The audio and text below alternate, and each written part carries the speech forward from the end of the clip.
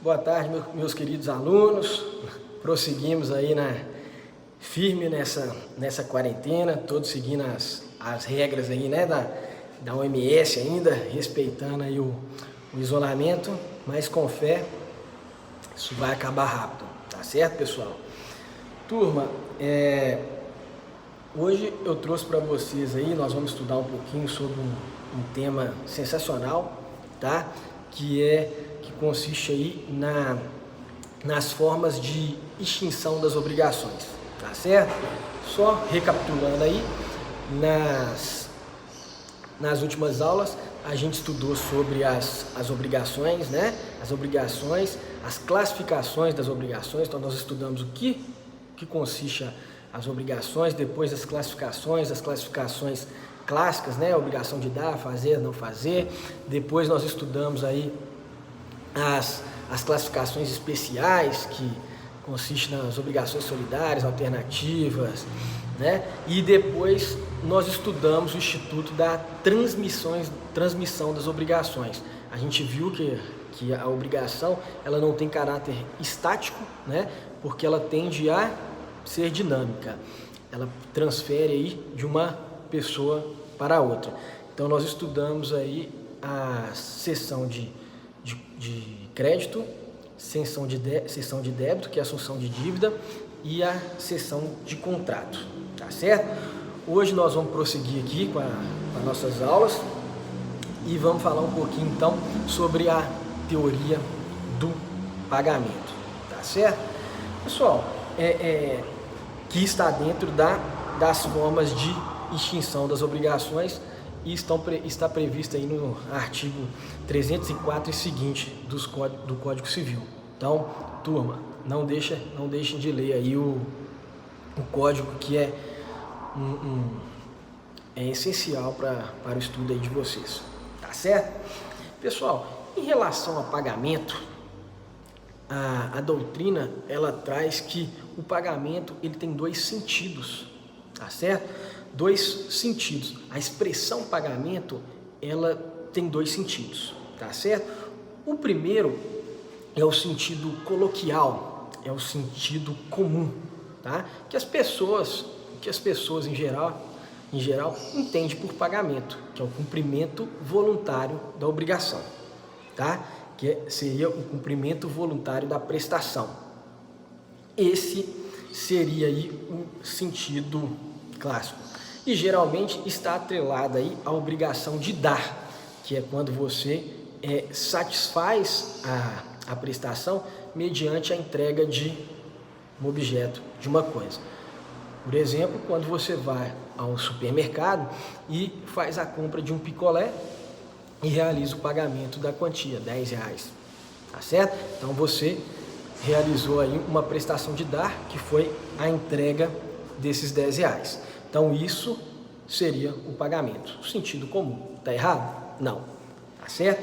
Aqui nós vamos ter que aprofundar um pouco mais. Porque no sentido jurídico, a expressão pagamento, ela vai um pouco além desse cumprimento voluntário de uma obrigação de dar. Tá certo? No sentido jurídico, que é o que interessa aqui para a gente, o pagamento ele consiste na realização de uma prestação de dar, fazer ou não fazer, tá certo? Turma, Clovis Bevilacqua, que foi um dos elaboradores aí do Código Civil de 1916, que antecedeu ao nosso código aí de 2002, ele trouxe um conceito aí sobre a expressão, né, sobre o pagamento, que é muito interessante e que eu vou passar aqui para vocês, tá certo? O Clovis Bevilacqua, ele fala que num primeiro sentido, o pagamento ele é o modo de cumprir uma obrigação de dar. O sentido, então, que eu falei para vocês, coloquial, sentido vulgar, tá certo? E ele até fala, continua aqui, ou mais particularmente, de dar somas em dinheiro. Já no segundo sentido, o pagamento ele consiste na satisfação do prometido ou devido de qualquer variedade de obrigação. Então ele está falando que é a satisfação então de uma obrigação de fazer ou não fazer também, tá certo? Então vocês estão percebendo aí que a expressão pagamento no sentido jurídico ela é bem mais ampla, tá certo? Em relação a esse instituto aí que nós estamos tratando, pagamento, que a gente já entendeu o que é, que consiste então na satisfação de obrigação de dar, de fazer ou não fazer, tá?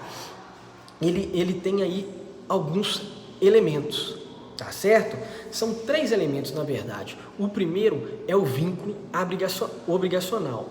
Não há que se falar em pagamento se não existir a relação obrigacional, a relação de um sujeito para com um outro, um sujeito ativo com o sujeito passivo, sendo que o sujeito ativo pode cobrar a realização de uma prestação do sujeito passivo, tá certo? Se não tiver essa relação obrigacional, não há que se falar pagamento. Então, se eu não me comprometo a deixar de construir um muro, vou lá, faço um contrato com meu vizinho me comprometendo a não realizar a construção do muro, se eu não faço isso, não há que se falar em pagamento, porque a partir do momento que eu não construo esse muro, existe aí o pagamento, beleza? Então, se eu não me comprometo a tocar, a levar minha banda de rock and roll e tocar em uma festa, não há que se falar em pagamento, porque não seria necessário a realização de uma prestação de fazer, tá certo? Então, conseguir entender aí essa questão do vínculo obrigacional que é necessário para se ter o pagamento. Além do vínculo obrigacional, nós temos como elemento para caracterizar também o pagamento, elemento fundamental então do pagamento, o sujeito ativo e o sujeito passivo, tá certo? O sujeito ativo do pagamento, ele também é conhecido como solvens, tá certo? Esse sujeito ativo do pagamento, ele seria, no caso, o devedor. Solvens, devedor, tá certo? Já o sujeito passivo do pagamento, ele também é conhecido como accipiens, tá certo? E ele consiste aí no credor, perfeito? Turma, veja que o sujeito ativo do pagamento, o devedor, na relação obrigacional, ele é o sujeito passivo. Conseguiram entender aí? E o sujeito passivo do pagamento, que é o credor, aquele que vai receber a prestação, na relação obrigacional, ele é o sujeito ativo, tá? Muito cuidado com isso, porque em prova isso cai muito, tá? Então esses 3 elementos aí, eles são fundamentais, eles são essenciais para que configure o instituto pagamento, perfeito? Além do pagamento, nessa visão clássica aqui que nós estudamos, que consiste aí na obrigação, no cumprimento de uma prestação de dar, fazer e não fazer, existe também formas de pagamentos especiais que estão positivadas no Código Civil, só que elas serão objeto de estudo em momento oportuno, em momento futuro, tá?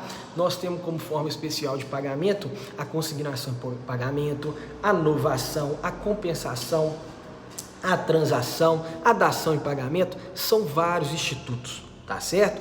Todos estão atrelados aí à extinção das obrigações, tá certo? Então, nós vamos estudar cada um deles com todos os detalhes, com muita calma, nas aulas para frente, tá certo? Pessoal, voltando aqui para o pagamento que nós estamos estudando, essa visão clássica de pagamento, eu pergunto para vocês, qual que é a natureza jurídica do pagamento? Imagina, uma prova, vir para vocês, uma prova oral, fulano de tal, qual que é a natureza jurídica do pagamento? Você fala, nossa senhora, o que é a natureza jurídica, né? Beleza, vamos lá. Natureza jurídica, pessoal. Quando algum examinador, ou mesmo professor, numa prova, perguntar o que é a natureza jurídica de tal instituto, você já coloque já em mente já. Quando perguntar isso, o examinador, o professor está perguntando para vocês o que é esse instituto para o direito. Tá certo? O que é esse instituto aí para o direito? Então, estou perguntando para vocês, qual que é a natureza jurídica do pagamento? O que é esse instituto pagamento para o direito? Tá certo? Pessoal, aqui há uma certa polêmica. Eu não vou entrar muito nela, principalmente para a turma do primeiro período aí, porque requer uma bagagem anterior, principalmente da escada pontiana, tá? Que vocês vão ter isso no Direito Civil 1, perfeito? Mas não tem prejuízo nenhum não entender essa questão agora, tá? Apesar do que eu vou falar aqui, vocês vão conseguir entender, mas mais para frente vocês vão conseguir, né? A turma que está no primeiro período vai conseguir compreender legal e a turma que está no quarto vai tirar de mamata, tá certo? Primeira coisa aí, o pagamento, ele seria um fato jurídico? Sim, professor, sim. Porque o fato jurídico ele é mais amplo, né? O fato jurídico é qualquer acontecimento natural que cause repercussão no âmbito jurídico, perfeito? Então aquele furacão que passa lá vamos colocar nos Estados Unidos, né? Imagina que tivesse aqui no Brasil, nós estamos estudando direito brasileiro, então que passa um furacão, isso não vai acontecer, né? Mas que passa lá em Joatuba, passou lá em Joatuba ou em Belo Horizonte, e destruiu aquele tanto de casa, ele é um acontecimento, não foi praticado pela ação humana, que causou repercussão na esfera jurídica. Isso, então, é um fato jurídico.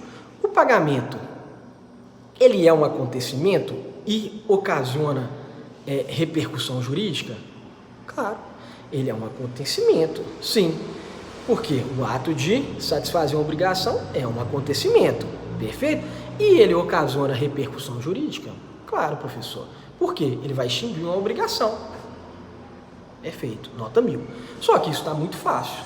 Então vamos entrar aí um pouquinho mais, que é fato jurídico, ok, quase tudo é fato jurídico no direito aí, né, que a gente estuda, tal. Vamos classificar um pouquinho mais, tá certo? Vamos explicar realmente, vamos debruçar aí na natureza jurídica do pagamento, perfeito? Então vamos lá. O fato jurídico, nós temos lá depois, de forma mais específica, o ato jurídico. Por quê? O ato jurídico é o ato praticado pela ação humana que causa repercussão jurídica. O pagamento, ele seria então um ato jurídico? Claro, professor, ele seria um ato jurídico. Por quê? Ele é realizado por um sujeito passivo da obrigação e ativo do pagamento, que é o devedor, que vai causar repercussão jurídica, extinção da obrigação. Tranquilo, professor? Tranquilo. Só que aí nós temos um pequeno detalhe, que a doutrina, ela aponta que o pagamento é sim um ato jurídico, mas que em determinadas situações ele se classifica como um negócio jurídico. Por que um negócio jurídico? Porque um negócio jurídico é quando há na transação, vamos colocar no instituto, há uma manifestação de vontades, tá certo? Então, no pagamento, há manifestações de vontade? Depende. Alguns entendem que é só um ato, já que assim, um ato, vamos colocar reflexo. Você vai lá, contraiu a obrigação, comprou o picolé ali, tem que entregar R$10, você vai lá e dá os R$10. Você está cumprindo a obrigação de dar, extinguindo a obrigação. Vai acabar, você não vai ser mais devedor, tá certo? Ok, seria só esse ato. Só que, em determinadas situações, eu concordo, o pagamento poderia ser, sim, um negócio jurídico. E por que um negócio jurídico? Porque há a manifestação dos sujeitos, dos dois sujeitos. E quando há uma manifestação dos dois sujeitos? Quando, por exemplo, você conversa com o seu credor, com o sujeito, então, passivo do pagamento, você pede para ele um desconto uma redução dos juros, um adiamento do prazo de vencimento da parcela. Olha só, aqui está tendo o que? A manifestação de duas vontades. Então, nesse caso, se caracterizaria sim como um negócio jurídico. Então, quando perguntar aí a natureza jurídica do pagamento, a gente tem que explicar o seguinte: olha, o pagamento não precisa nem falar que é um fato jurídico, porque o fato jurídico é muito genérico, isso aí é tranquilo. Mas a gente pode falar, olha, o pagamento a princípio ele é um ato jurídico, porque consiste no comportamento humano que causa reflexo jurídico. Perfeito. Além disso, em determinadas situações, se caracteriza como um negócio jurídico porque poderá haver a manifestação do sujeito ativo e passivo do pagamento. Tá certo? Em que tipo de situação? Por exemplo, quando eles negociam a redução de juros. Matou? Matou, total 10. Bacana? Aprovada aí a turma aqui que é concurso público vai ser aprovada, tá certo? Então essa é a natureza do pagamento. Isso é o pagamento, o instituto do pagamento no direito. Beleza? Muito fácil até aí? Muito fácil. Beleza, pessoal? Agora nós vamos estudar as condições subjetivas do instituto pagamento. Lembrando que condições subjetivas, sempre quando eu falo subjetivas, está relacionada aos sujeitos do instituto. Então nós vamos falar dos sujeitos do instituto, tá certo? O primeiro desses sujeitos, nós vamos estudar aí quem deve pagar. Quem é o sujeito que deve realizar o pagamento? Quem é o sujeito que deve cumprir a prestação, tá certo? Vocês vêm comigo e vão falar, professor, muito fácil. O sujeito do pagamento é o sujeito ativo, que é o passivo da obrigação. Fala, muito bom, perfeito. Então, o sujeito do pagamento é o devedor, professor. Matei, 10? 10, bacana. Vamos lá, 10 não, 5. 5. Por quê? Vocês vão perceber aí no artigo 304 do Código Civil que, além do devedor, o Código ele traz também a figura do terceiro, interessado e não interessado, que poderá também realizar o pagamento. Então, nós temos aí como sujeito ativo do pagamento, aquele que vai realizar o pagamento, o devedor, perfeito, aquele que contrai a obrigação, e um terceiro. E, para complicar um pouco mais, que no direito, nunca é muito fácil, graças a Deus, por isso que a gente se torna diferenciado. Para complicar um pouco mais, a gente tem a figura do terceiro interessado e do terceiro não interessado, tá certo? Vamos lá? Vamos entender aí o que consiste o terceiro interessado e o terceiro não interessado, tá certo? Em relação ao terceiro interessado, turma, o terceiro interessado é aquele sujeito que ele está atrelado juridicamente à obrigação. Como assim, professor? Como assim? Imagina, o fiador. Ele contraiu a obrigação? Não. Então, o terceiro interessado, ele é aquele que não contraiu a obrigação, vamos melhorar isso aí, mas está atrelado a ela, juridicamente a ela. Beleza. O fiador, ele contraiu a obrigação? Não. Quem contraiu foi o devedor, foi o locatário. Perfeito. Mas o fiador, ele está juridicamente atrelado à obrigação? Está. Porque se o devedor não arcar, ele vai ser acionado. Perfeito? Vocês viram aí a relação jurídica do fiador? Outro exemplo, professor. Imagina aí o subinquilino. Então, nós temos lá um locatário, alugou um imóvel, e esse locatário, ele realocou para um terceiro, tá certo? No caso seria um terceiro interessado. Então ele é o subinquilino. Esse terceiro é denominado de subinquilino, tá certo? Mas tinha algumas pendências atrasadas, que se o locatário não pagar, ocorre o despejo. Automaticamente o subinquilino vai ser despejado.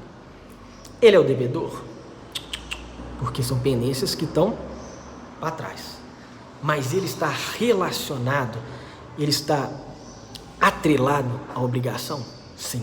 Porque se ele não fizer o pagamento, o que acontece? Se o locatário não fizer o pagamento, o que acontece? Ele vai ser despejado. Perfeito? Entendemos então o que é o terceiro interessado? É aquele que tem uma relação jurídica com a obrigação. Moleza, moleza aí. Mas o código traz também a figura do terceiro não interessado. Tá certo? Do terceiro não interessado. E o terceiro não interessado, ele é aquele sujeito que ele não tem relação jurídica nenhuma com a obrigação principal. Nenhuma.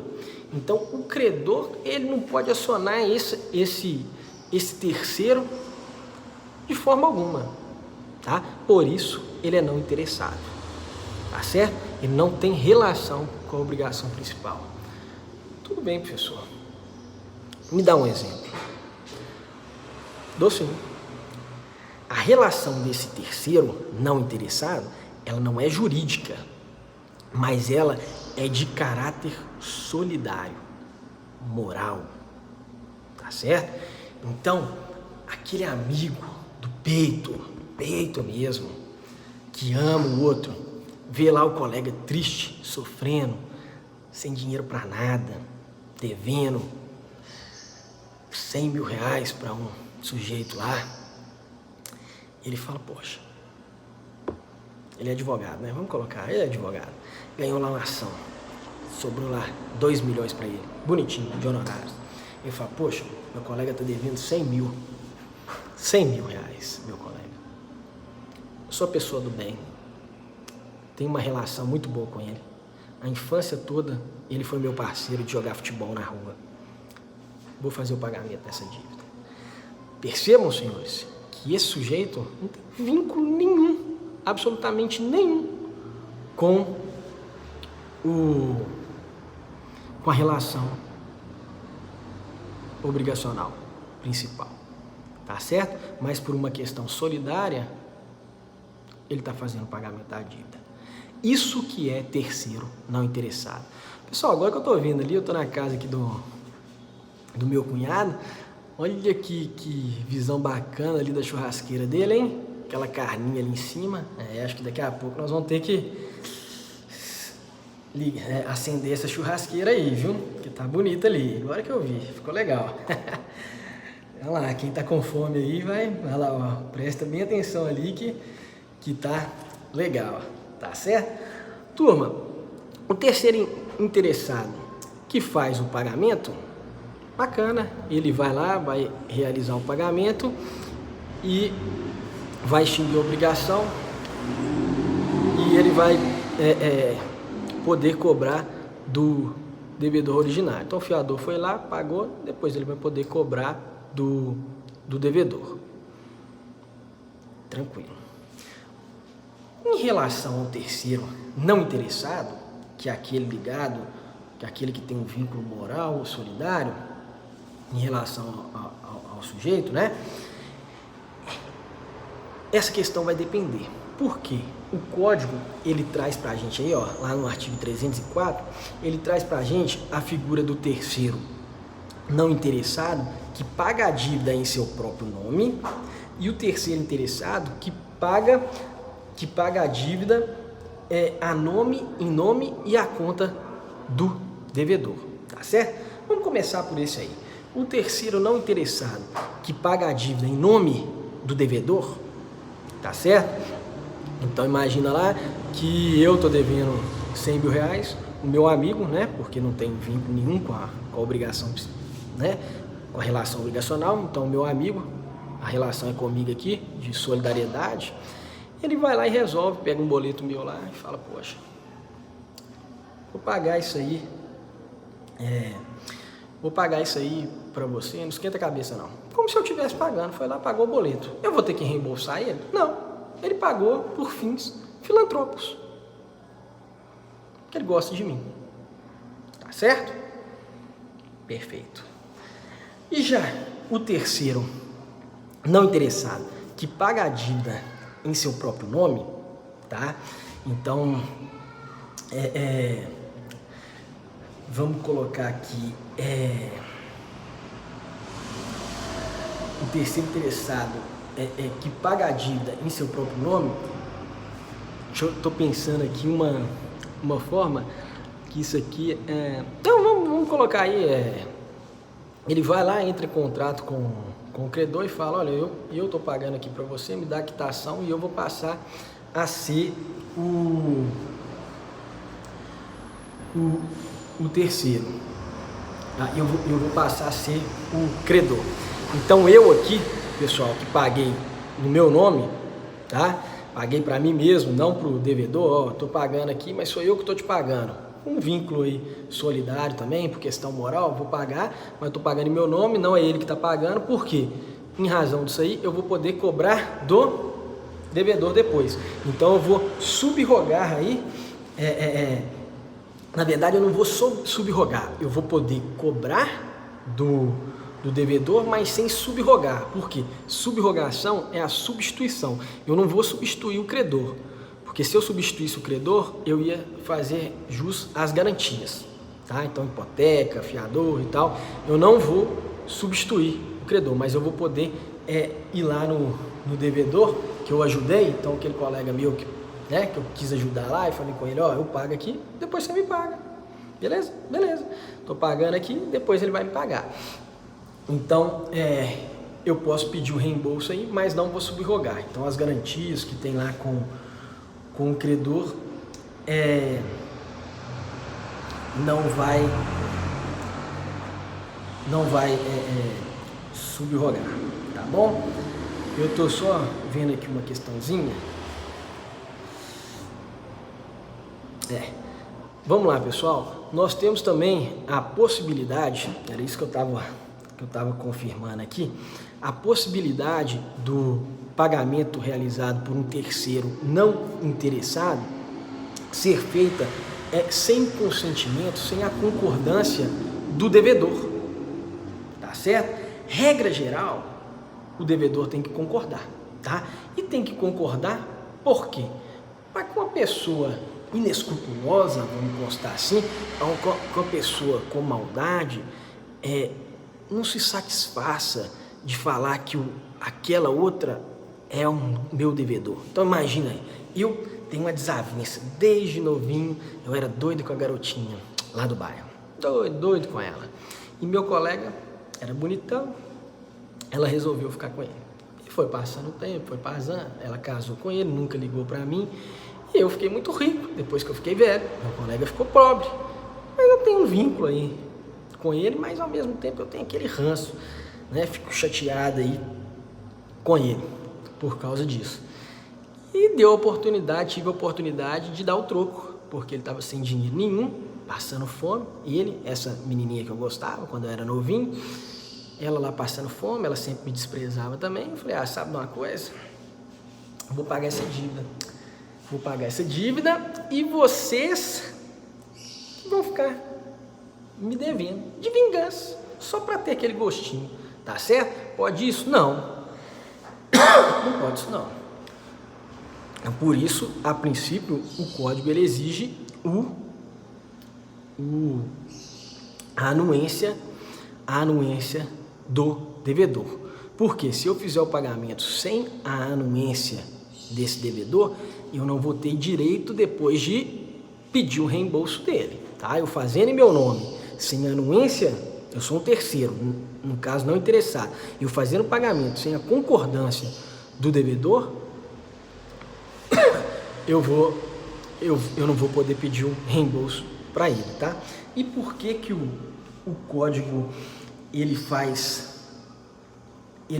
isso? ele faz isso justamente para que como forma de proteção do devedor, para não deixar que ele caia numa situação dessa.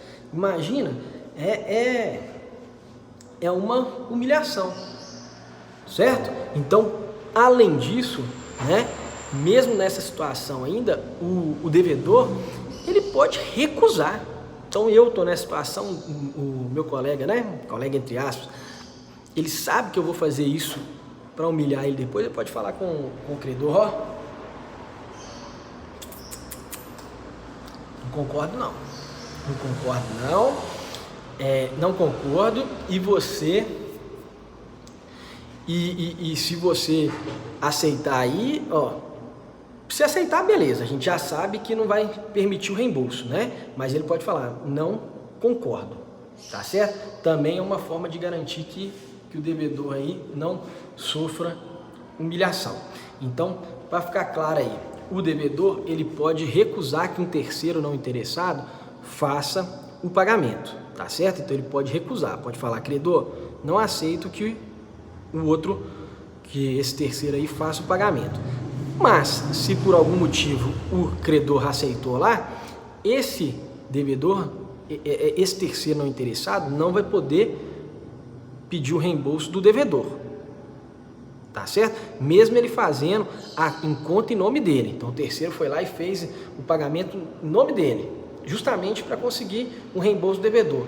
Poxa, se o devedor não autorizou, mesmo assim ele fez, ele não vai poder pedir o reembolso, tá certo? Agora, pessoal, tem que ficar bem claro, deixa eu até ver onde que eu estou aqui, no livro, tem que ficar bem claro, pessoal, que se o devedor não tinha meios para satisfazer essa obrigação, não tinha meios mesmo, não tinha dinheiro para satisfazer a obrigação, ele não pode recusar, tá bom? Porque aí o código, ele defende, né, os direitos do credor, tá certo? Então, aquele terceiro não interessado que fez o pagamento, mesmo diante da recusa do devedor, mas esse devedor não tinha meios para fazer o pagamento, ele vai poder sim depois pedir o reembolso, tá certo? Então, essa é a situação aí do pagamento feito por um terceiro não interessado, tá bom?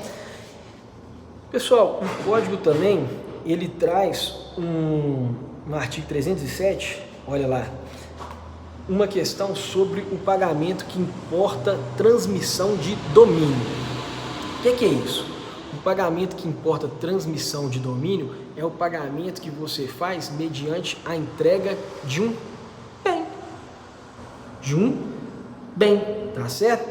Quando você é titular de uma coisa, de um bem imóvel, vai dar-se pela tradição, e de um bem imóvel por meio do registro, do cartório de registro de imóveis, tá bom? Então o código no artigo 307, ele traz essa ressalva que somente quem é o titular da propriedade, do objeto, é que pode aliená-la, é que pode vendê-la, tá? É que pode o quê? Entregar para satisfazer uma obrigação, que pode entregar a coisa para realizar o pagamento. Poxa, isso aí é uma coisa muito lógica, porque eu não posso, isso aí é muito tranquila, fazer o pagamento com uma coisa que não é minha. Então eu peguei lá um empréstimo de um carro, vou entregar, fiz um empréstimo num carro, tá certo? Aí eu vou entregar esse carro como pagamento de uma dívida? Pode? Não, tá? Então o código fala, só admite o pagamento quando houver a transferência de domínio, ou seja, a coisa passando para outra, só vai ter eficácia se a pessoa que está passando o objeto for o titular da coisa. Então, se eu de maldade peguei emprestado um objeto e resolvi dar ele para satisfazer uma obrigação, não vai ter eficácia essa entrega. Aí a pessoa que recebeu, o credor, ele vai ter que devolver para o legítimo proprietário, Por que isso? Porque eu não sou proprietário. Então o código ele trouxe essa disposição aí, que eu acredito que é para justamente evitar aí esse tipo de fraude, que o outro não tem como saber muitas vezes quem que é realmente o proprietário da coisa, né? Está falando de carro, tudo bem, mas pega lá uma máquina que não tem, né, não tem como ele saber quem que é o dono.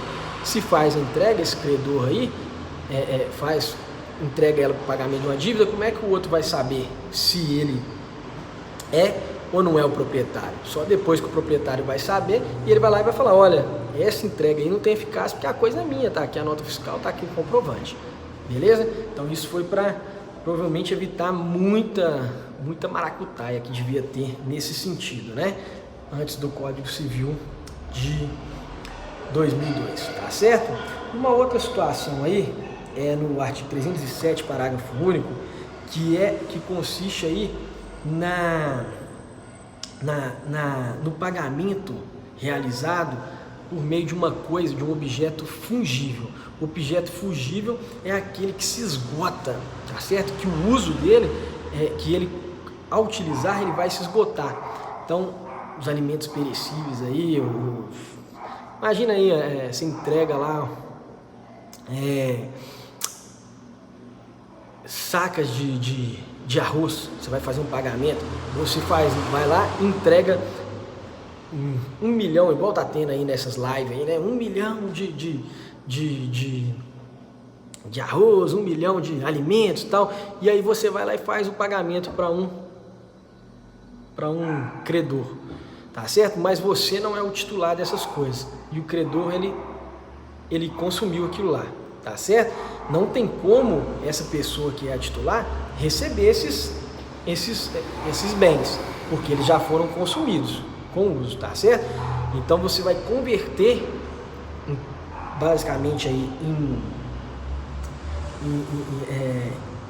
em dinheiro, né, para pleitear a devolução dos valores. Então aquilo lá, os bens entregues correspondia a 10 mil reais. Ok, vocês não vai ter como me devolver os bens porque eles já foram usados e consumidos, tá certo? Então me dá aí o valor equivalente a ele. É basicamente isso que fala, né? Que o credor, então, né? Ele não pode reclamar aí, que a pessoa não pode reclamar do credor que de boa fé recebeu o objeto fungível. Não pode reclamar esse objeto porque ele vai se esgotar, mas ela vai poder pleitear aí o valor, ainda que o solvente, né, que é o sujeito ativo do pagamento, não tivesse o poder de alienar. Perfeito? Turma, então, nesse primeiro momento,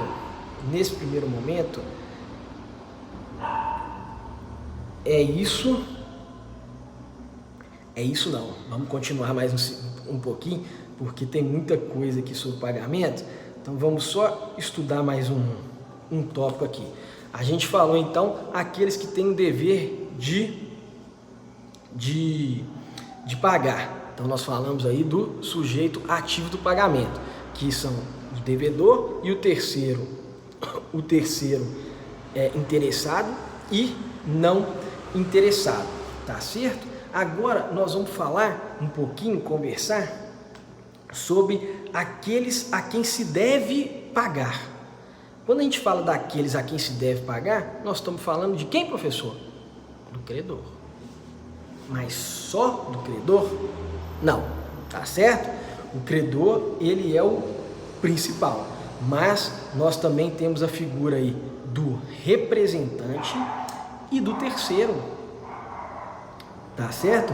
E do terceiro para receber o pagamento. Então, tanto o credor, né, que é aquele que faz parte da relação obrigacional, pode receber o pagamento, como o seu representante, que é uma pessoa que ele vai indicar, tá? Que ele pode indicar ou que a lei pode trazer, apontar, vamos colocar assim, tá? Ou um terceiro. Vamos lá, vamos falar por partes, tá bom? Em relação ao credor, muito tranquilo, é aquele que é o sujeito ativo na relação obrigacional, aquele que realizou a obrigação, tá certo? Em alguns casos, o credor também pode se dar por transferência. Nós vimos na seção de crédito, a gente tem um credor lá, fulano, que seria o cedente, e depois a gente passa a ter um outro credor, que é o cessionário. Então, pode haver aí a figura do credor, ela pode ser alternada, ela pode ser modificada por meio de transferência inter vivos, que é essa figura da cessão. Então, o credor ele pode ser aquele que é a pessoa, né, que participou da relação originária do negócio, da obrigação, como ele pode ser uma pessoa, um sujeito que adquiriu o crédito por meio de uma transferência inter vivos, conhecida como a cessão de crédito. Nós temos também o credor que adquire o crédito, o sujeito que adquire o crédito por transferência post-mortem, tá? Que são os herdeiros, tá? Então, sobre a figura do credor, nós temos o credor originário, nós temos o credor que adquire, né, o sujeito que adquire o crédito por meio de uma transferência inter vivos, que é a cessão de crédito, pode até também ser a cessão de contrato, e a gente tem aquele que adquire por transferência pós-morte, tá? Que são, aí vamos colocar, os herdeiros, tá certo? Ainda em relação àqueles a quem se deve pagar, nós temos a figura do representante, tá certo? E esse representante, ele pode ser legal, em que a própria lei disciplina quem que é o representante. Então, no menor de idade, a lei coloca lá, os seus representantes são seus pais. Então, você não pode pagar para o menor de idade, você vai pagar para os seus representantes, tá certo? Então, o tutor do tutelado, o curador do curatelado, e assim vai, tá certo? Nós temos também a figura da representação, né, da nomeação de um representante por meio da convenção entre as partes. Então, é a representação convencional, em que eu nomeio um representante, até procurador, advogado, algumas vezes, né? Isso aí a gente até verifica na empresa também, né? A empresa nomeia um representante para receber o crédito. Então, pode pagar para esse representante. E nós temos também o representante, a figura do representante judicial, que é quando o próprio juiz nomeia. Então, vamos colocar lá o administrador judicial nas hipóteses lá da lei de falência. Beleza? Além da figura do credor e do representante, que nós já destrinchamos aqui, nós temos também a figura de um terceiro. Um terceiro. E qual terceiro? O terceiro portador da quitação. Tá certo? O terceiro que levar um termo de quitação. Beleza? Então, é muito tranquilo. Nós temos, então, esses três sujeitos aí que podem receber o crédito. O credor, que aí a gente viu a questão das transferências, a gente tem os representantes e o terceiro. Tá certo? Pessoal, agora, muito importante aqui, a gente... Olha lá, a figura desse terceiro aí está no artigo 311, tá certo? 311 do Código Civil, tá certo? Agora, turma, a gente tem uma teoria aí que é conhecida como teoria da aparência. Isso cai muito em concurso, por isso que eu vou trazer para vocês. É a figura do credor putativo, credor de aparência, tá certo? O pagamento feito para esse credor de aparência, se de boa fé, ele será válido, tá certo? Mas, professor, o que é isso? Credor de aparência, credor putativo, essa teoria da aparência, tá certo? Vamos lá. Essa teoria da aparência, ela consiste basicamente quando você tem um credor, aparece um credor que não é o verdadeiro credor, mas que você, devedor, acredita que é, tem realmente fundamentos, elementos para acreditar que é e faz o pagamento para ele, tá certo? Veja que você não fez para o credor certo, mas você acreditava que ele que ele poderia receber o pagamento, tá certo? Mas ele, na verdade, ele não poderia, mas você fez de boa fé. Então, se de boa fé, vai ser válido. Se não for de boa fé, se você não tem elementos aí, paguei porque eu achava, já era. Quem paga mal, paga duas vezes. Um exemplo para ficar claro essa teoria da aparência, para ficar claro mesmo, tá? Mas estudem isso também, que isso é muito importante. Pessoal, um exemplo claro aqui da teoria da aparência, imagina que você tem uma lojinha e você sempre faz a compra com determinado fornecedor, tá? Empresa, vamos colocar, empresa X+. Sempre faz a compra e para receber a conta prestação, o dinheiro, você está no interior, tranquilo, não mexe aí com conta bancária, tá tranquilo, faz sempre o pagamento em dinheiro. Não gosta de cartão, essa vida eletrônica não é com você. Você com sua lojinha lá, sempre essa empresa mais X, né? Ela envia então uma pessoa, um representante, para dar a quitação, para receber o pagamento.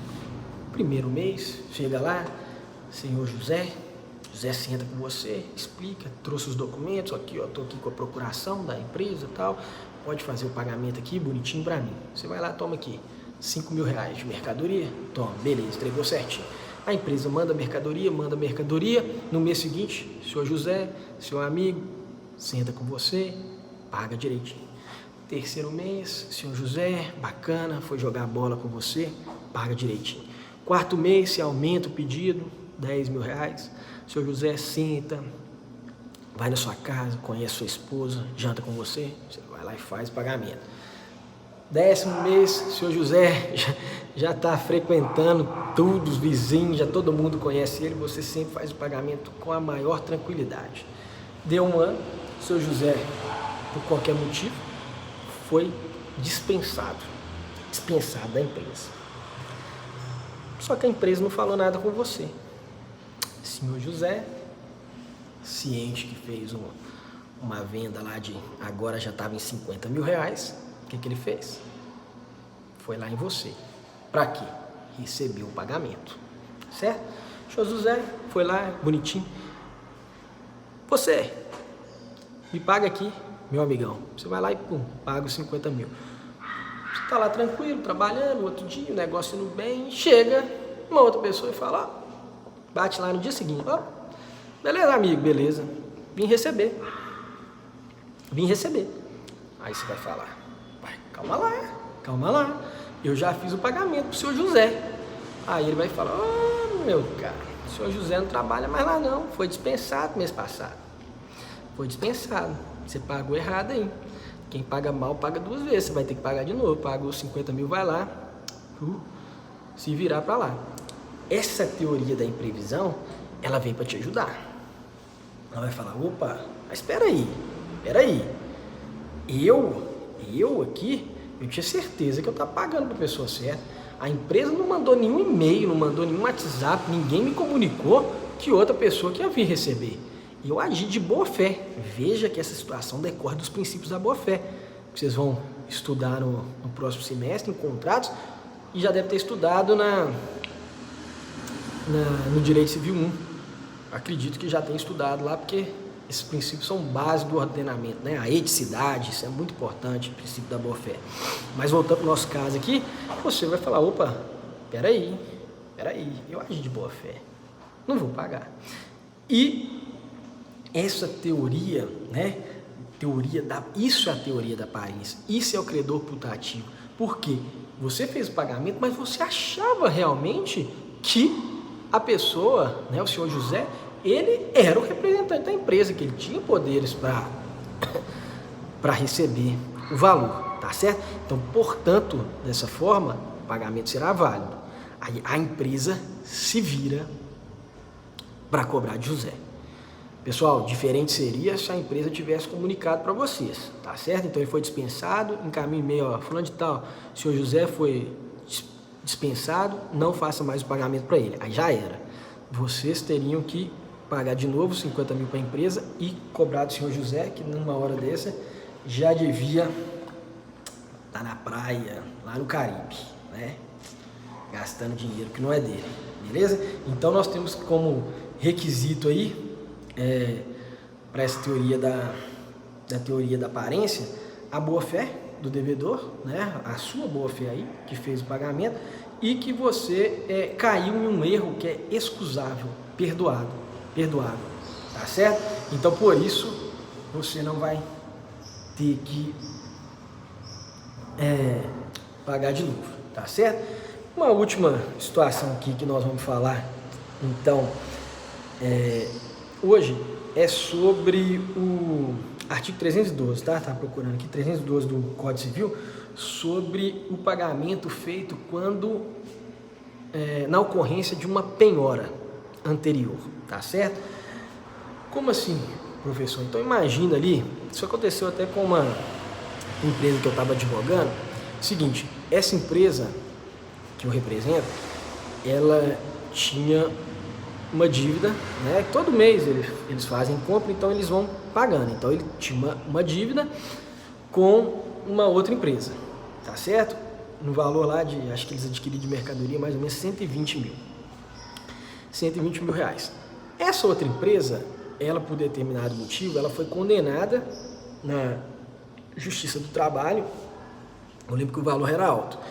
Foi condenado na Justiça do Trabalho e ciente que essa empresa, né, o reclamante lá, que é o autor, ciente que essa empresa tinha um crédito com o meu cliente, ele falou: juiz, penhora o crédito que meu ex-chefe tinha, né, a empresa do meu ex-chefe tinha, lá com a empresa do professor Márcio. Beleza, o juiz falou, intimou lá a empresa, que eu advogo, falou: olha, vocês têm crédito aí? Se tiver, não faz o pagamento. Vocês têm que fazer o pagamento. Aí você tem dívida com a empresa lá. Se tiver, não faça o pagamento para eles. Vocês têm que depositar aqui na conta judicial, porque eu já estou penhorando eventual crédito da outra empresa para pagar aqui a dívida trabalhista. Tá certo? Nesse caso, então, eu não posso fazer o pagamento de forma alguma lá para o outro. Eu fazendo o pagamento lá na conta indicada pelo juiz, eu já estou me exonerando da obrigação. Esse pagamento vai ser válido. Mesmo eu não fazendo, percebe aí? Mesmo eu não fazendo direto para o credor, que é o meu fornecedor, em razão da penhora, do comunicado, da ordem que o juiz deu para travar o meu pagamento, e eu fazendo o pagamento lá no processo judicial, eu já estou me exonerando. Esse pagamento vai ser válido, tá certo? E se eu não fizer pagar direto para a empresa e por qualquer motivo descobrir, além do descumprimento de uma ordem judicial, que é crime aí até de desobediência, eu sou obrigado a fazer o pagamento lá no processo do valor que eu devia para a empresa, tá certo? Então essa situação é importante aí e ela está no artigo 312 do Código Civil, tá certo?